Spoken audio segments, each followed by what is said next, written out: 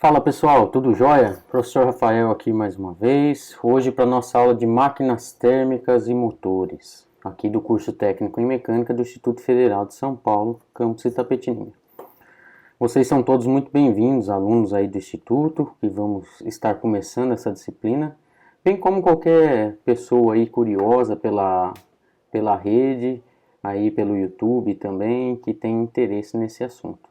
Vem com a gente que nós temos bastante coisa para aprender hoje, falando dos primeiros conceitos que são importantes para essa disciplina. Vamos lá!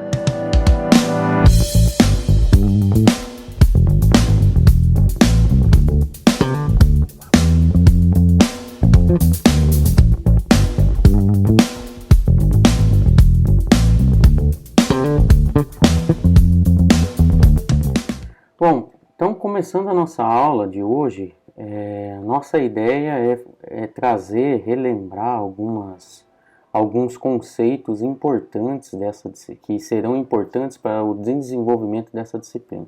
Alguns conceitos de termodinâmica, algumas coisas que é de conhecimento geral, mas que muitas vezes a gente acaba deixando a desejar aí no conhecimento geral a parte técnica, né? Então vamos falar um pouquinho mais tecnicamente a respeito de alguns assuntos. Bom, começando então a nossa conversa aqui de hoje, a gente sabe que todos os corpos eles são constituídos por partículas que estão sempre em movimento. As partículas de qualquer corpo, seja o corpo de uma pessoa ou mesmo de um objeto, né? E a nível microscópico, né, esse movimento ele não é visível a olho nu, mas a gente sabe aí desde a ciência básica que a gente aprende no ensino fundamental e médio, né? Que esse movimento interno das partículas do corpo ele é chamado de energia interna. Então, a gente sabe que para poder quantificar esse movimento das partículas, né, quanto mais rápido ou menos rápido estiverem esses movimentos, a gente tem um nível de energia interna do corpo, né? Então, quanto mais alto e mais rápido o movimento dessas partículas, maior é esse nível de energia interna. Então, alguns conceitos termodinâmicos, o conceito termodinâmico relacionado a essa medição, né, é o conceito de temperatura. Então, que a temperatura nada mais é do que uma grandeza física, uma forma de medir o estado da agitação das moléculas, das partículas de um corpo, caracterizando dessa forma, né, a partir de valores numéricos, qual o estado térmico de determinado corpo, de determinado material, tá certo? Um outro conceito extremamente atrelado a isso é o conceito de calor, que muitas vezes o pessoal faz um pouco de confusão, o que é temperatura, o que é calor. Temperatura é uma grandeza, ou seja, uma forma de medir esse nível de agitação das moléculas. Nós não podemos perder isso de mente, tá certo? Agora o calor em si, calor nada mais é do que uma forma de energia, pessoal. E o calor ele é uma energia que tem uma característica de ser uma energia em transição, em movimento. O calor nunca está parado, o calor em nenhum momento a gente tem ele paradinho, quietinho. Então o nosso corpo, por exemplo, o corpo humano, ele tem um nível de energia, de calor, mas a gente está constantemente em troca térmica com o nosso ambiente. Então, por isso que a gente chama que calor é a passagem de energia de um corpo para outro. E essa passagem ocorre por causa da diferença de temperatura que existe entre corpos ou ainda entre um corpo e a sua vizinhança, né? Então, quando a gente sente calor ou a gente sente frio, o nosso organismo, por exemplo, ele tem um mecanismo que vai promover, por exemplo, que a gente sue para fazer um resfriamento do corpo ou ainda que a gente trema para gerar calor e aquecer o nosso corpo. Então, a gente está constantemente tendo essa troca de calor, pensando no nosso corpo. E a mesma coisa acontece com os objetos, né, que tem a sua massa, tem o seu corpo, com as suas partículas, que estão em movimento, mais agitado ou menos agitado, dependendo da situação em que ele se encontra ou a que ele é submetido. Então, ok? Até aqui? Vamos lá, seguindo então. Bom, para medir a temperatura de um corpo, né, a gente pode utilizar de algumas escalas. A mais famosa e conhecida, e por nós aqui utilizadas no Brasil é a escala Celsius, né? Que tem aí uma escala positiva e negativa, né? A gente pode ter valores positivos e negativos na escala Celsius, né? Começando aí, sendo que a gente tem a temperatura, por exemplo, de congelamento da água, é um referencial que a gente acaba usando, né? Que a gente sabe que a 0 graus aí, né? Dependendo a pressão atmosférica, né? A gente teria a 0 graus o congelamento da água. E a 100 graus a nível atmosférico, a nível do mar, né? Também a ebulição da água. Então, são pontos referenciais que a gente aprende desde pequenininho, né?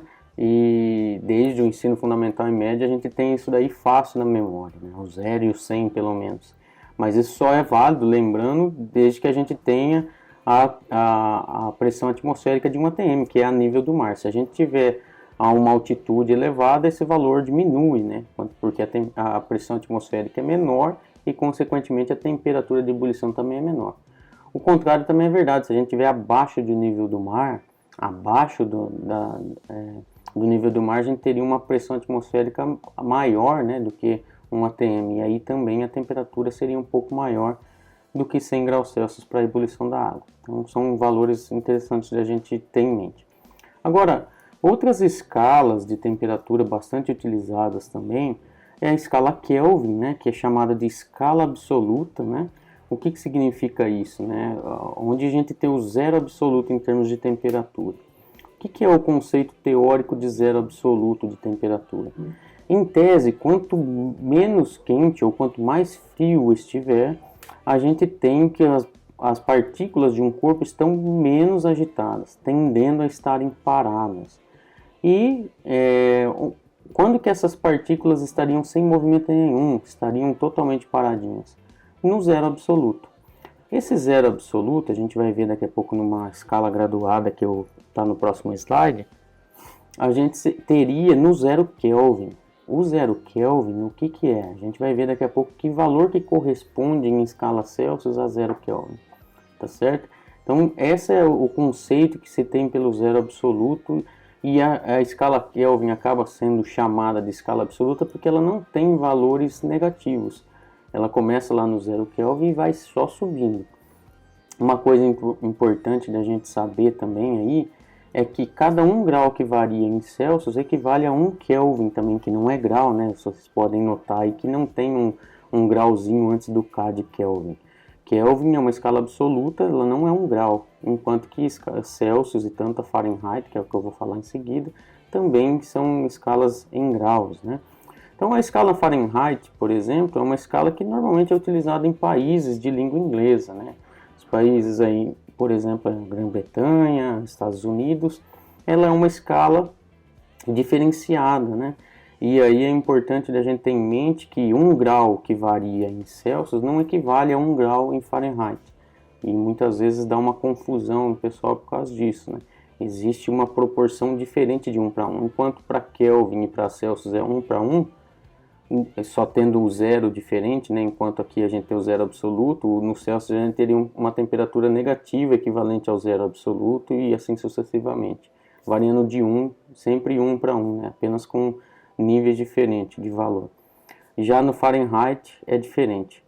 Então, assim, importante a gente notar também que para o Sistema Internacional de Medidas, a escala de temperatura adotada é o Kelvin, tá certo? Bom, então, como eu estava falando para vocês, observem aqui a relação que existe entre essas escalas. Então, se vocês observarem nessa imagem que nós temos à direita aí, nós temos um primeiro termômetro aqui com escalas em graus Celsius e Kelvin.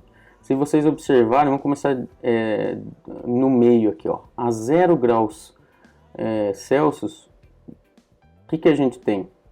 A gente tem o ponto de congelamento da água, né, a pressão atmosférica. E equivale a quanto em Kelvin? A 273,15. Enquanto que quando a gente tem a temperatura de ebulição, o ponto de ebulição da água, que acontece a 100 graus Celsius, isso é também bem conhecido para nós, nós temos uma temperatura em Kelvin de 373,15. ou seja, variou de 0 a 100, 100 unidades. E 273,15 até 373,15 variou também 100 unidades. Por isso que a gente fala que a relação entre Kelvin e graus Celsius é 1 para 1, né? O nível. O que muda é o quê? O zero, né? Então, se a gente vir aqui, por exemplo, no Kelvin, a zero absoluto, a temperatura zero absoluta aí do Kelvin, corresponde a menos 273 graus Celsius, tá certo? Então, novamente, 1 para 1 a variação aqui, tá ok? Então, para a gente fazer o cálculo, né, se por exemplo eu tenho um termômetro em Kelvin ou em graus Celsius e prefiro converter para Kelvin, preciso converter para Kelvin. Então eu pego a temperatura em graus Celsius e apenas somo 273,15 e tenho a conversão simples. Se eu tiver que fazer o contrário, quero saber a temperatura em Celsius, mas eu tenho um termômetro em Kelvin, por exemplo, é só fazer a operação inversa, né? Subtrai-se 273,15. Molezinha, né? Já para o Fahrenheit, agora na direita aí a gente tem um termômetro em Fahrenheit e graus Celsius, graus Fahrenheit e graus Celsius. Observe que o zero em graus Celsius aí equivale a quanto? A 32 graus Fahrenheit. E aí quando a gente vai lá para os 100 graus Celsius, que é o ponto de ebulição da água, nós temos 212 graus Fahrenheit. Observe que variou de 0 a 100, 100 unidades. E de 32 a 212, 180 unidades. Então essa é a diferença. Para a gente ter uma variação equivalente, uma variação de 1 grau em graus Celsius equivale a 1,8 variação em graus Fahrenheit. Por isso que a conta aqui não é tão simples, não é só somar ou subtrair. Então o que nós temos, né? Se eu tiver, por exemplo, eu quero descobrir a temperatura em Celsius a partir de um termômetro em Fahrenheit, o que eu tenho que fazer? Eu tenho que pegar 5 nonos e multiplicar a temperatura que o termômetro me dá em Fahrenheit menos 32. Então vou pegar, vamos supor que tenha 212 graus Fahrenheit, está marcando lá o meu termômetro. Eu subtraio 32, vai dar 180, multiplico por 5, divido por 9. E aí a gente chega na temperatura equivalente a graus Celsius, para aquele 212. É importante a gente ter alguns valores em memória, como por exemplo, para ter uma noção de grandeza, né, que vai fugir um pouquinho desses 0 e 100 que a gente sempre tem na memória. É importante ter, por exemplo, na memória que 212 graus Fahrenheit equivale aos 100 graus Celsius, ou mesmo que o 0 equivale a 32, que são os valores aí mais comuns para a gente, tá? Se eu quiser fazer o contrário, né, se eu tenho um termômetro em graus Celsius e preciso descobrir o quanto que equivale em Fahrenheit, o que eu faço? Eu pego essa temperatura em graus Celsius, multiplico por 9, divido por 5 e somo de 32. E aí a gente chega na temperatura em Fahrenheit. Tá ok, pessoal? Isso aqui é uma coisa bastante interessante, bem útil para a gente, né? Principalmente quando às vezes a gente trabalha em alguma empresa e recebe algum equipamento importado que vem de um país onde comumente se utiliza a escala de Fahrenheit. E muitas vezes a gente fica perdido sem saber que temperatura de fato é aquela. Aqui tem as relações, então sempre que tiver dificuldade, faça uma continha básica lá e acabe tendo uma noção, né, com a nossa realidade aqui, que geralmente é em Celsius, e dá para a gente ter uma boa noção. Beleza? Bom, um outro conceito bastante importante aqui para máquinas térmicas, que a gente não pode deixar de ver, né, para compreender bem os projetos das máquinas térmicas, é o conceito de dilatação térmica. O que é a dilatação térmica? Todos nós estamos sujeitos a verificar esse processo na prática, né? Então, quando a gente tem o aquecimento de um corpo, a gente aumenta a sua energia interna, como eu disse lá no comecinho da aula, né?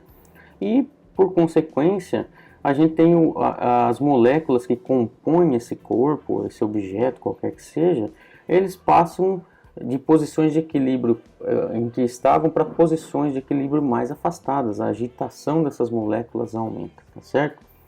Mais do que estavam originalmente. Então, esse processo é que produz o que a gente chama de dilatação térmica. E essa dilatação ela ocorre em todas as direções de um corpo. Então, se eu pegar um corpo qualquer que seja ele e eu aquecer ele, ele vai dilatar em todas as dimensões. O que acontece é que a gente pode medir essa dilatação de diversas formas. A gente pode medir ela de modo linear, a gente pode medir superficialmente ou ainda volumetricamente, né? Ou seja, em uma, em duas ou três dimensões.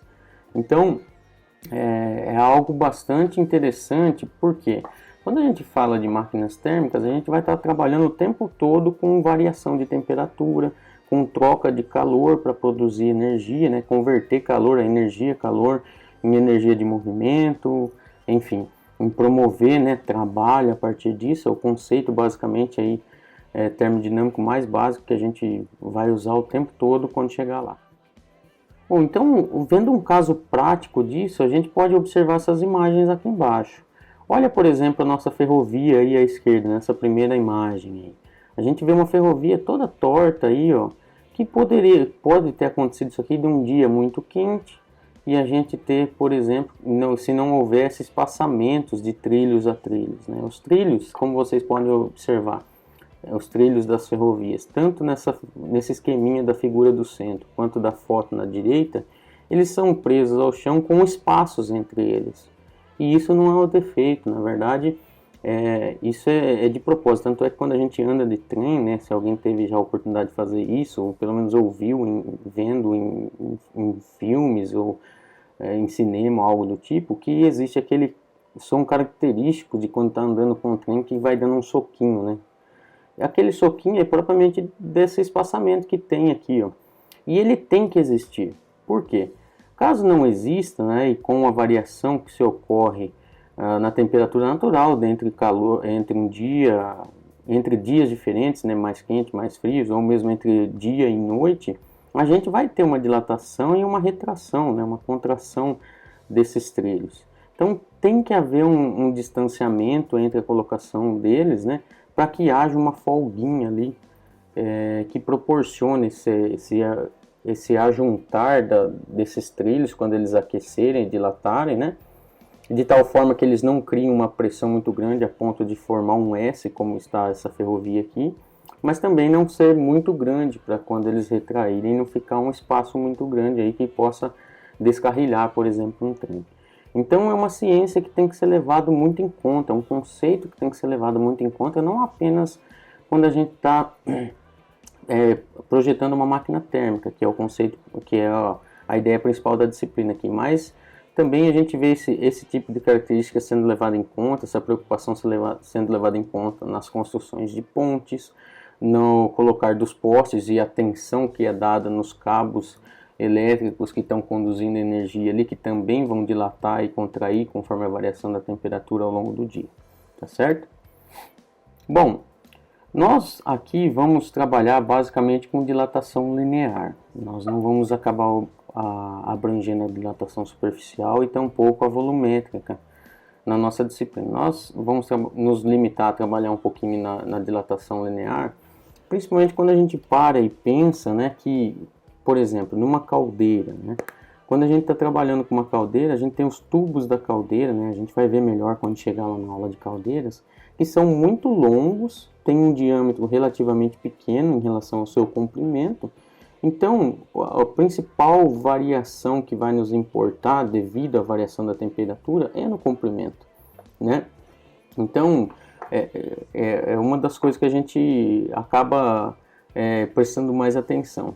E a variação numa dilatação linear, a gente mede pela seguinte fórmula aqui, ó. ΔL, que é a variação linear ou dilatação linear, ela é igual a um coeficiente alfa, que é um coeficiente de dilatação linear, vezes o comprimento inicial daquela dimensão que a gente está levando em conta, né? Vezes a variação na temperatura. Então, notem que essa dilatação ela é dada em medida de comprimento, né, que pode ser em metros, milímetros, centímetros, ou mesmo polegada, enfim. Mas a gente vai trabalhar aqui prioritariamente com metro e milímetro, tá? O coeficiente de dilatação linear, que a gente vai ver que é algo que depende da natureza do material que a gente está vendo, né? É relacionado com o material, ele é dado aí em graus Celsius a menos 1. O que significa isso aqui? A mesma coisa que 1 dividido por graus Celsius. Essa é a unidade desse coeficiente que é obtido experimentalmente, né? E vocês já vão entender o porquê. Se vocês observarem aqui a nossa fórmula, como o resultado aqui tem que ser dado em metro ou milímetro, a gente tem aqui um comprimento inicial, que é dado em metro ou milímetro também, uma variação de temperatura, né, que vai ser dado em graus Celsius ou de repente até alguma outra unidade, e sobrou o alfa. Então veja, eu vou ter metro, por exemplo, multiplicando graus Celsius, e eu tenho que ficar no final das contas aqui, ó, com que unidade para ser coerente? Em metros, né? Então eu teria graus Celsius aqui em cima, eu teria que ter, do alfa tem que ser algo dividido por graus Celsius. Na verdade, 1 dividido por graus Celsius vai cancelar as unidades de graus Celsius com graus Celsius, vai sobrar a unidade métrica aqui apenas, né? De metro, milímetro, seja lá qual for que a gente esteja adotando. Belezinha? Então, é interessante a gente observar que o coeficiente de dilatação linear ele sempre vai depender da natureza do material, ou seja, existem experimentos, né, que são conduzidos com materiais para verificar qual é o coeficiente de dilatação linear desse material. A gente pode fazer, quando está em aulas presenciais, a gente faz isso aí no campus, né, a gente faz um experimento de dilatação linear. A gente tem todo um procedimento para fazer, bem simples, nada muito difícil, mas que a gente consegue verificar em diversos materiais o quanto ele dilata com a variação da temperatura. Note que a gente tem para diferentes materiais diferentes valores de coeficiente alfa. Então, por exemplo, o alumínio ele dilata bem mais, ó, o dobro do que o aço, um aço comum. Aqui é óbvio que a gente está falando aço de um modo bem genérico, a gente sabe que tem uma infinidade de tipos de aço, mas esse é um valor médio geral aí. Aço inox, por exemplo, dilata mais do que um aço comum, do que o ferro fundido. Já o cobre se dilata mais também que o ferro fundido, olha aí. Latão também dilata bastante, e a gente vê o vidro dilatando bem pouco, né? Então, se a gente tem uma noção de material, né, do nosso dia a dia, do uso, a gente percebe que esses valores estão coerentes com eles, tá certo? Bom, sem dúvida, quando a gente vai construir um equipamento, quando a gente vai trabalhar com uma máquina térmica, esses valores têm que ser levados em conta, até para quando a gente vai estar projetando esses equipamentos, para que eles sejam bem-sucedidos, né, e não venham falhar por conta da dilatação, certo? Bom, só um exemplo bem simples, levando em conta de novo uma historinha lá da ferrovia, né?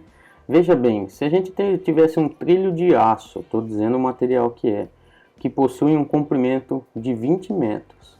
Isso, ele foi medido, esse comprimento ele tinha quando estava a uma temperatura de 5 graus Celsius. Aí eu instalei e tal, e o dia foi aquecendo, foi chegando mais próximo do horário mais quente do dia, e eu fui lá e medi de novo a temperatura, por exemplo, a meio-dia, e deu 45 graus. Quando eu instalei estava 5 graus, e fui lá e medi a 45 graus. Eu queria saber, com essa temperatura aí, com essa variação de temperatura, qual foi a variação no comprimento.